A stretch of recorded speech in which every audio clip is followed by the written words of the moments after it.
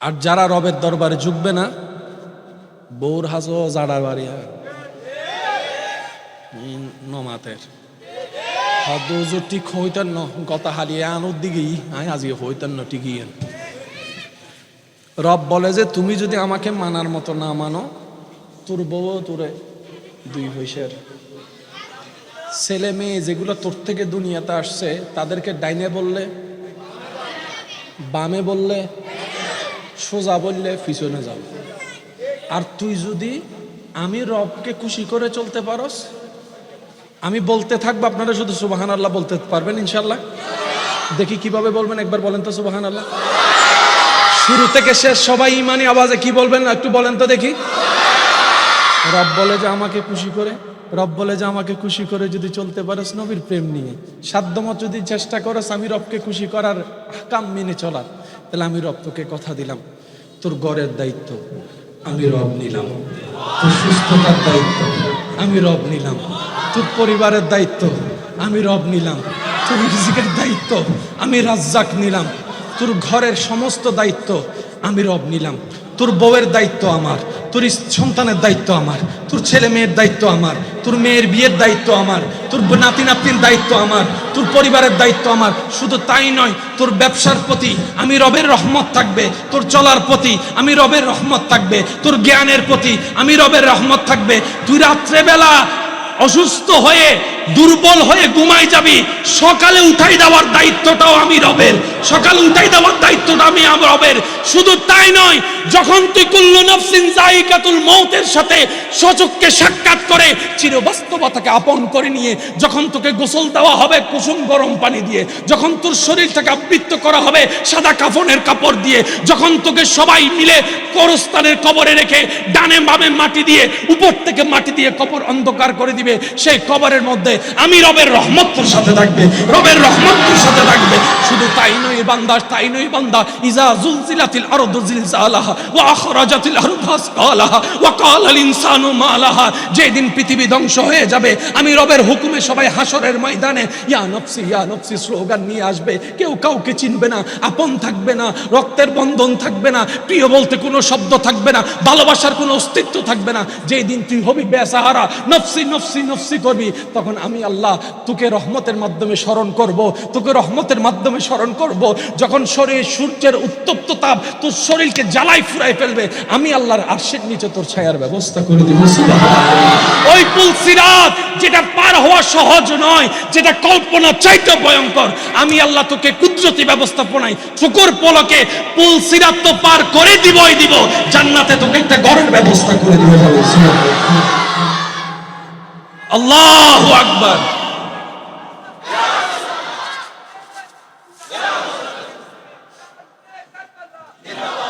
উচ্চ আওয়াজ একবার বলেন মারহাবা, আর একটু জোরে বলেন না মারহাবা।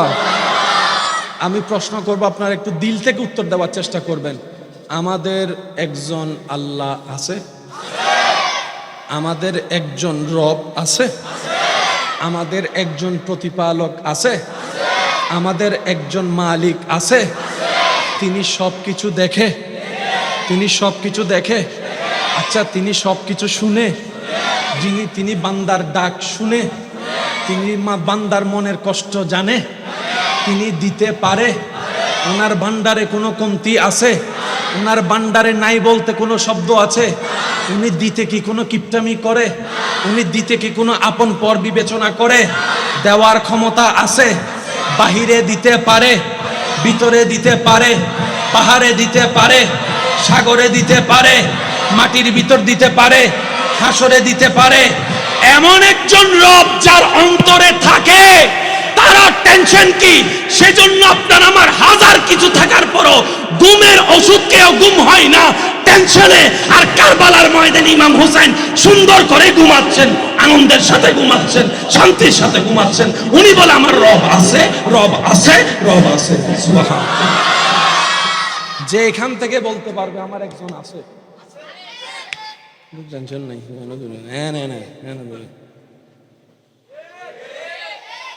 সামনে হাজার হাজার মানুষ এন্ডাইছি ফিসুত্তুন যদি একজন হয়, ও আবাইছি হইতে বদ্দা একখানা বইও না, আভি ব্যান্ড আসতে 10 মিনিট লাগবে আর বদ্ধ হদ অনতম বসতে মনে হলো অনেক বইও নাই যাইবি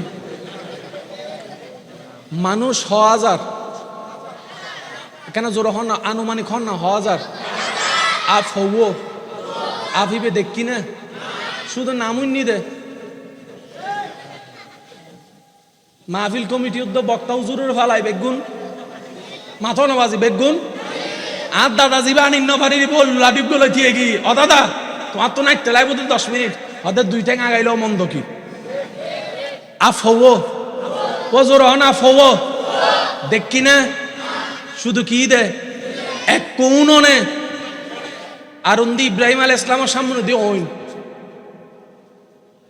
সুবহানাল্লাহ নহয় ইব্রাহিম আলাইহিস সালামের সামনে দেখি ইব্রাহিম নবীর সামনে আগুনের কুণ্ডলি দাও দাও করে চলতেছে সবাই ইব্রাহিম নবীকে নিয়ে টেনশন করছে যারা ইব্রাহিম নবীকে ভালোবাসে হাই হাই কি হবে এত ভালো একটা মানুষ এত নেককার একটা মানুষ আজকে জুলুমের শিকার হয়ে যাচ্ছে ওনাকে ওখানে ফেললে তো যেভাবে আগুন জ্বলতেছে সেকেন্ডটাই পুরা শরীর জ্বালায় ফেলবে আপনরা টেনশন করছে প্রিয়রা টেনশন করছে নমরুদের চেহারায় হাসি যে উনি জিতে যাচ্ছে নমরুদের চিন্তা হচ্ছে আর ইমাম হযরত ইব্রাহিম নবীর চেহারার মধ্যে কোনো প্যারাশিনি নাই মুস্কি মুস্কি হাসি মুস্কি মুস্কি হাসি জগৎ জিজ্ঞেস করে আমরা তো সাবের নাম শুনে পালাই গেছি আপনি আগুনের সামনে হাসতেছেন ব্যাপার কি বলে যে ভয় সেই করে যার অন্তরে রবের ভয় নাই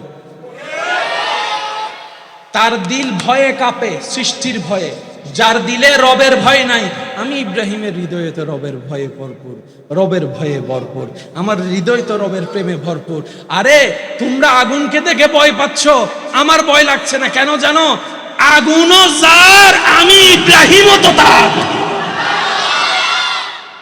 তোরা তো আগুনকে আলাদা মনে করস তোরা আলাদা সেজন্য ভয় পাস আমি আগুনকে চিনি যে এরকম আগুন আমাকে তার চাইতে ভালো চিনে কারণ আগুনও যার আমি ইব্রাহিমও তার সেজন্য আমার টেনশন নাই আর টেনশন নাই কেন জানিস আমি তো বেওয়ারিশ নই আমার তো একজন মালিক আছে আর যার মালিক আছে তার কোনো টেনশন বলে না যার মালিক আছে তার কোনো টেনশন ইব্রাহিম নবী বলে যে আমার টেনশন নাই আমার মালিক আছে ইউনুস নবী বলে যে আমার টেনশন নাই আমার মালিক আছে ইউসুফ নবী বলে যে আমারে কুফে ফেল আর জেলে ফেল আমার টেনশন নাই আমার মালিক আছে ইদ্রিস আলাইহিস সালাম বলে আমারে যা কষ্ট দেওয়ার দে আমার টেনশন নাই আমার মালিক জোরে বলেন আমার মালিক নূহ আলাইহিস সালাম বলে যে যা করার কর যা দুশমনি করার কর আমার টেনশন নাই আমার মালিক আছে কারবালার ময়দানে ইমাম হুসাইন বলে যা করার তা কর টেনশন আমার নাই কারণ আমার একজন মালিক রব বলে যে আমি সেই বান্দাদেরকে দেখতে ভালোবাসি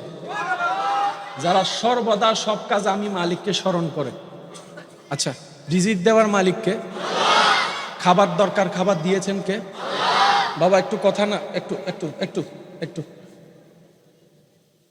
মানুষের খাবার দরকার দিয়েছেন কে আল্লাহ চাচ্ছেন কি বান্দা তোরা আমি খাবার দরকার দিয়েছি তুই খা সমস্যা নাই কিন্তু খাবার আগে আমার একটু স্মরণ করিস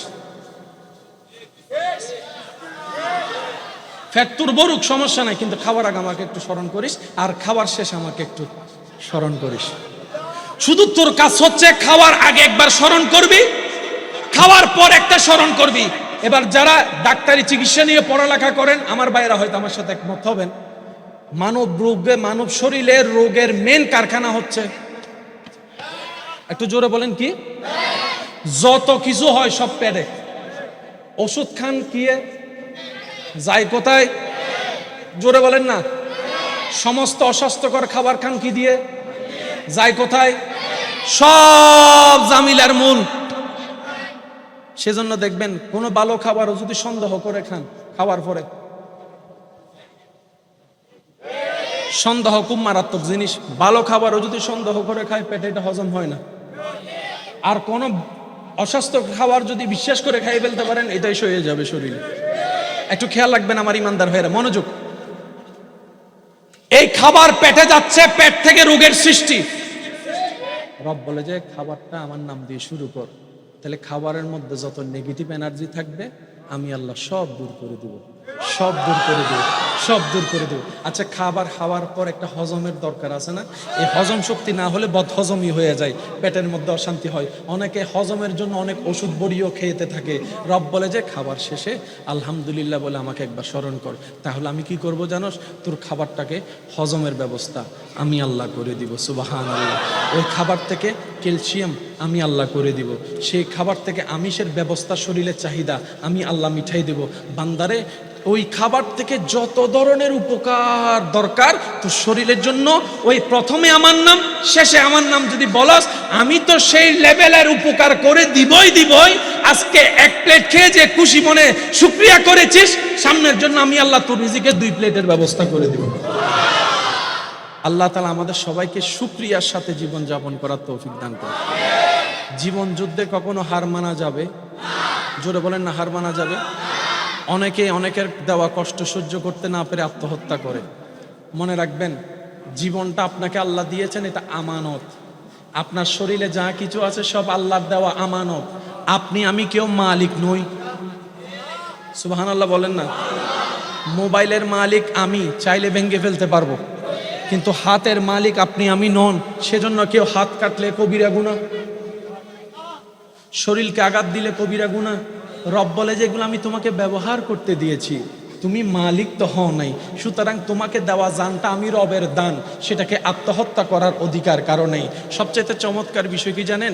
অনেকে যারা আত্মহত্যা করে দুনিয়াকে বুঝাতে চায় আমি মরে গেলেই তুই বুঝতে পারবি, আমি মরে গেলেই জগৎ বুঝবে আমার দামটা কি। তারা ঠিকই মরে যায়, জগৎ একদিন তাদেরকে আর ভুলে যায়। কারণ দুনিয়া এত ব্যস্ত, কেউ কাউকে মনে রাখার বেশি টাইম পায় না। একটু জানাজার নামাজে খেয়াল করে দেখেন, অনেক কষ্ট করে মানুষ একটু জানাজায় যায়, নামাজটা পড়ে আর দেরি করে না। কবরস্থান পর্যন্ত যাওয়ার মানুষের সংখ্যা দেখবেন যে একদম কম, কবর দেওয়ার সময় মানুষের সংখ্যা দেখবেন যে আরো কমে গিয়েছে। মানুষের ব্যস্ততা এমন, আজকে যেরকম আপনার আমার অন্য কারোর জন্য টাইম নাই, একদিন ওদের হবে আমাদের জন্য কারো টাইম থাকবে না। সেজন্য মনে রাখবেন, পৃথিবীর যতই আপন হোক, যতই কাছের হোক, যতই রক্তের হোক, যতই ভালোবাসার হোক, কেউ কারো আপন না, কেউ কারো আপন না। দিন শেষে এই বাস্তবতা মেনে নেওয়াটাই বুদ্ধিমানের কাজ। কথা বলেন ঠিক কিনা?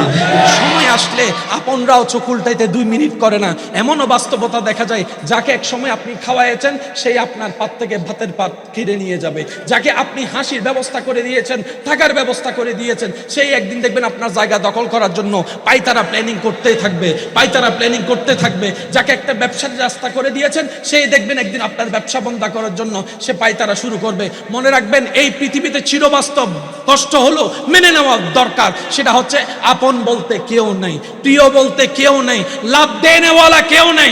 কিন্তু মনে রাখবেন, একজনে আপনাকে বারবার ভালোবেসেছে, ভালোবাসছে, সেটা হচ্ছে উম্মত হিসাবে আপনার নবী আপনাকে ভালোবেসেছে, রব হিসাবে, বান্দা হিসাবে আপনার রব আপনাকে ভালোবেসেছে। সুবহানাল্লাহ। এই ভালোবাসার কোনো শেষ, কবরও হাসরও। আল্লাহ তাআলা আমাদের সবাইকে বুঝার তৌফিক দান। এই মাহফিল কমিটির মাহফিলকে আল্লাহ কবুল আর মঞ্জুর করুন। অনেক অক্লান্ত পরিশ্রম করে আপনাদের সবার ভালোবাসায় নিঃসন্দেহে এই মাহফিলটা আলোকময় হয়েছে।